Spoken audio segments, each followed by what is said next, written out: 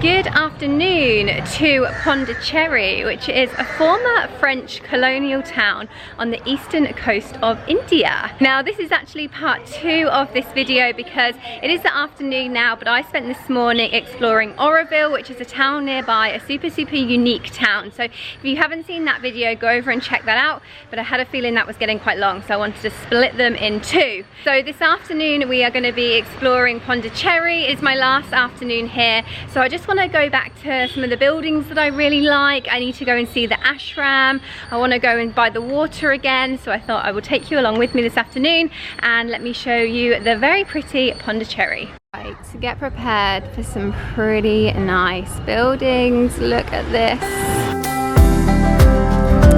So this is one of the first buildings I saw when I got here and I was just absolutely in love.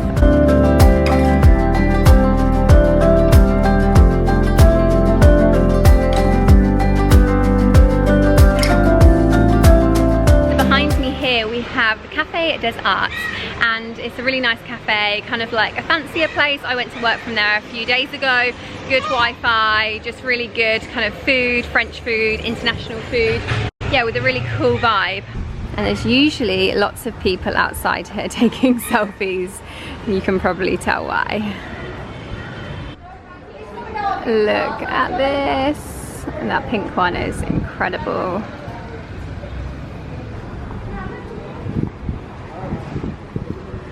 Where I am right now is called White Town, and the reason for that is because the white people used to live here when it was a colonial time. So like I said, this used to be a French colony, but the British took over from France quite a few times. So the British were based in Chennai, France came in here, and then the British took it off of them, cleared the whole area, then France got it back, the British took it off them, cleared the whole area, and then France got it back. I don't know if that cycle happened once more, I can't really remember. But I know a little bit about this because I did another walking tour the other day with Story Trails, which was so good. And again, I just learned so much about this area and all about the history. It's basically about the French history and all the buildings. So yeah, this is called White Town at the moment. There's also a place that is called Black Town. I don't really think it's known as Black Town anymore, but this is still kind of known as White Town.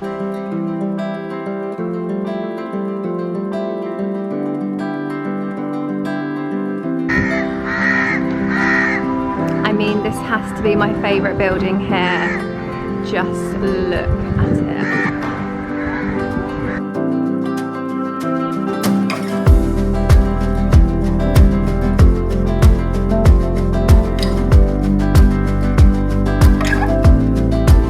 Now we are approaching the ocean, which is so cool.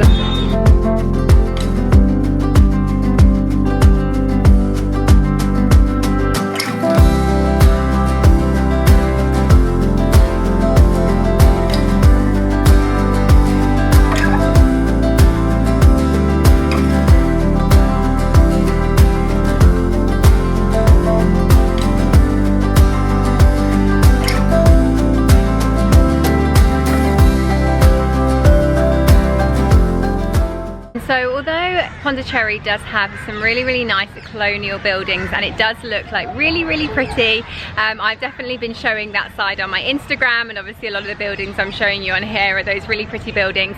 I do just want to say that it is definitely like an Indian town. The French no longer colonized this town. I think it was in the late kind of 50s, and then it kind of finalized in the 60s, and since then it has been Indian. You know, it is definitely India. It's definitely very real, raw India.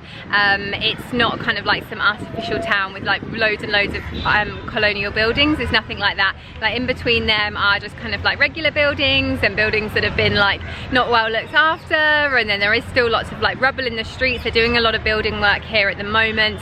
Yeah, so I definitely don't think that you're going to come here and it's going to be super pretty, but it is still got a really nice charm about it. Yeah, so I just wanted to point that out.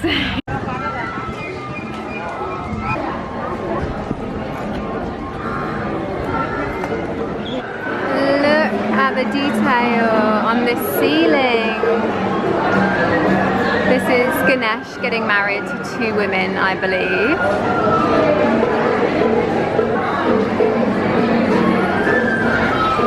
And if you want a coconut, here is the place to get them, and they are only about 30 rupees. No, thank you. I don't need one right now.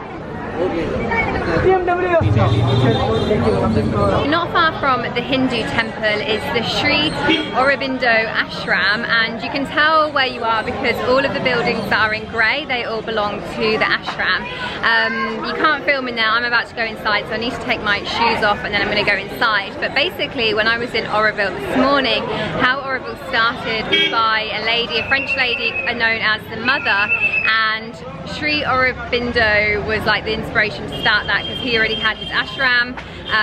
Yeah, I've explained that a little bit more in my Auroville video, but I'm going to have a look into the ashram now.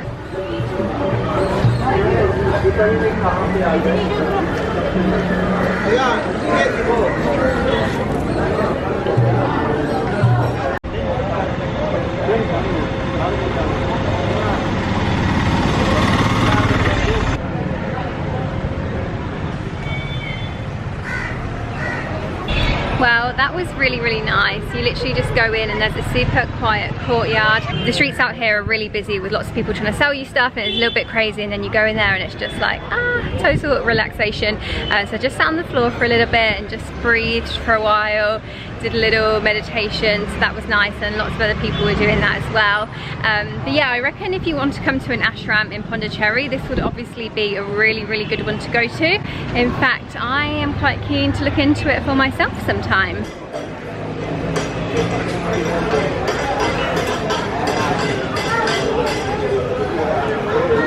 Not only is it much busier today, but it's also completely overcast. It's literally been blue skies since I've been here as well, so I do apologise for that.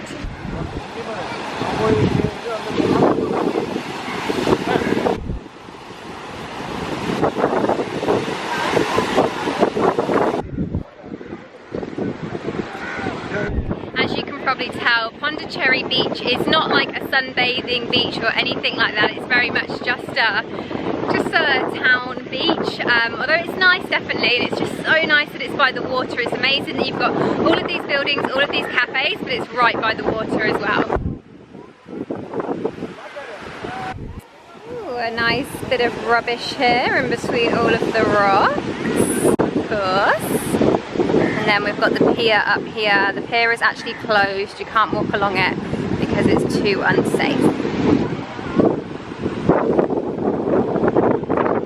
Right, it is evening time now, and there are actually plenty of places to eat in Pondicherry. There are lots of local Indian places which will definitely be cheaper if you are visiting Pondicherry on a budget. There are also a lot of fancy places as well with a lot of international food and obviously a lot of French food.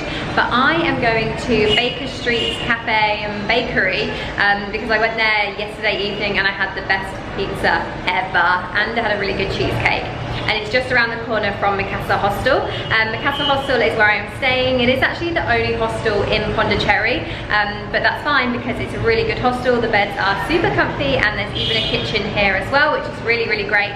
But yeah, I'm gonna go and see what the bakery has in store for us today.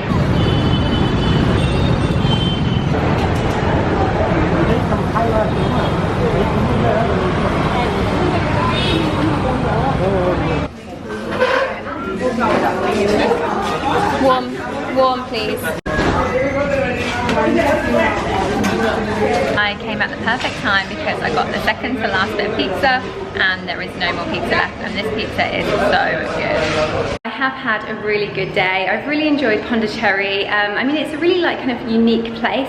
It's not really like anywhere else in India that I've been to, although everywhere in India is different, so I guess it is really just like every other place because they are all so different. But yeah, if you do find yourself on the eastern coast of India, then you should definitely come here. It is like a little bit more pricey because it is more of a holiday destination, but it can be done on like a backpacker budget. You just have to be careful of where you eat. So I hope you have enjoyed seeing Pondicherry and some of the very pretty buildings. If you have, please give this a thumbs up and let me know in the comments. Also hit subscribe for more travel videos, and then I will see you in my next video. I'm going up the coast a little bit further, but not to Chennai just yet. I am going to Mahabalipuram. That's definitely not how you say it. I will work on the pronunciation and I will see you there. So thanks very much for watching. Bye.